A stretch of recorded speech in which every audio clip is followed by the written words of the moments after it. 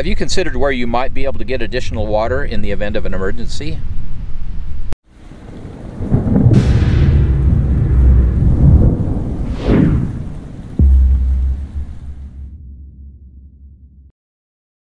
Hi, I'm Kylene. And I'm Jonathan, and we are the Provident Preppers.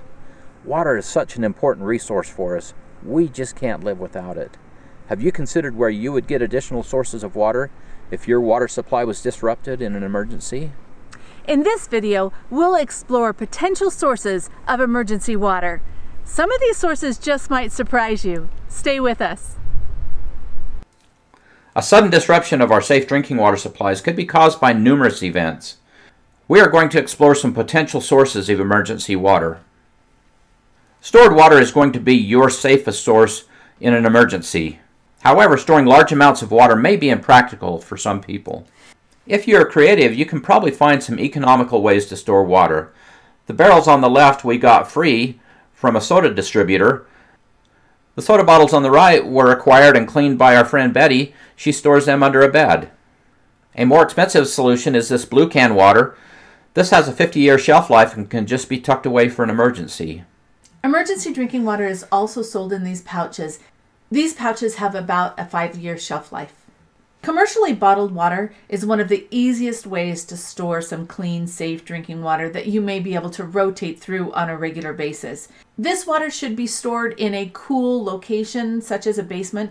Bottled water that is stored in a garage or a hot location will need to be frequently rotated because the heat accelerates the plastic leaching into the water, making it smell and taste bad. If you're planning on storing these bottles for an extended period of time, make sure that you purchase a higher quality bottled water in a thicker plastic. The thinner plastic bottles are fine if you are rotating through your stock within a year or so. Occasionally, you might have the luxury of a little bit of advanced warning that trouble is coming, such as in the event of a hurricane, tornado, or flooding. It's a great idea to increase your fresh water supply by filling the bathtubs, pitchers, pots, pans, containers, buckets, anything that you can find with water. A water bob or aquapod are examples of bathtub liners that take up very little storage space, but that you can pull out quickly and use your bathtub faucet to fill up this liner and have clean, fresh drinking water. We'll put a link to that in the description for you. Ice is common in many freezers, and it may be a good source of water once it's melted. When the power goes out, place the ice in a clean container to melt and salvage the precious water. You can put the container back in the freezer to help the other foods stay cold longer and still save that water. If you have a standard water heater, they can be a great source of water. In our case, we have two 40-gallon water heaters, so we have 80 gallons of water readily available if we needed that. To get that water, I would first turn off the power or the gas supply to those water heaters. I would then turn off the water source coming into those water heaters, and then by opening the pressure valve, I can drain water out of the lower valve. Become familiar with your own water heater so you know how to get that water if you need it. Make sure you know what tools you will need to do that. Water remaining in your household pipes is another source of water. Now generally that doesn't amount to a lot, but it could be enough to help you through a crisis. If you live in a multi-story home, open a tap on the upper level and then drain the water at the lowest point that you can. This will allow you to get as much water as possible out of your plumbing pipes. Yuck! I am going to have to be pretty desperate to get over the psychological hurdle of drinking water from the flush tank on our toilet. The water is technically safe to drink as long as it hasn't been treated with chemicals, and you may have between 3 and 5 gallons depending on the size of the tank. I would definitely purify this water before drinking it, or I would just use it for hygiene purposes. And don't drink out of the bowl. It's just wrong. Beverages such as fruit juices, pouch drinks, vegetable juices, sports drinks, milk boxes, or canned milk can provide some of your drinking water requirement. But remember that carbonated beverages do not meet drinking water requirements. Caffeinated drinks and alcoholic beverages, including beer, actually dehydrate the body and will increase your need for additional drinking water. Canned fruits and vegetables, broths, and ready-to-serve soups can supplement your other sources of liquid. Do not waste the drained liquid. You can use the fruit juices in oatmeal or in pancake batters, or you can add the vegetable liquid to the condensed soups or to boil noodles or use in soups. Be creative and don't waste a drop. As part of your plan, be aware of surrounding water sources. Always take from the cleanest sources available. You may be able to get water from unaffected areas. Perhaps you have a neighbor or a friend in another town or even in a different part of your town whose water is not affected. That may be a great option for getting some water. What are the local bodies of water in your area? Spring water from an underground source is probably your safest bet for drinking water.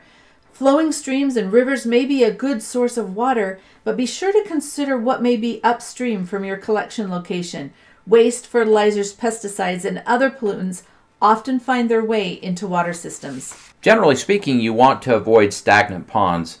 However, if that is your only source, you may want to click the card in the corner for some ideas on how you can clean that water up. And this is one of my favorites, rainwater. Rainwater provides a great resource for you if you can capture it. Find out what you would need to do to capture rainwater from your home or outbuildings, and then make that water safe to drink. Another great resource might be a private water well. Do you have a friend or neighbor who has one? Perhaps you could help them acquire a backup power source for their well in exchange for water. Swimming pools and hot tubs are a good source for hygiene water, but the chemicals and salts in the water can't be boiled out, so it's not a good source of drinking water unless you have specialized filtration systems that are designed to remove those contaminants. You may be surprised to learn that you can extract water from plants by placing a bag over the branch of a living bush or tree in a sunny location. In as little as an hour, water will begin to condense on the sides of the bag.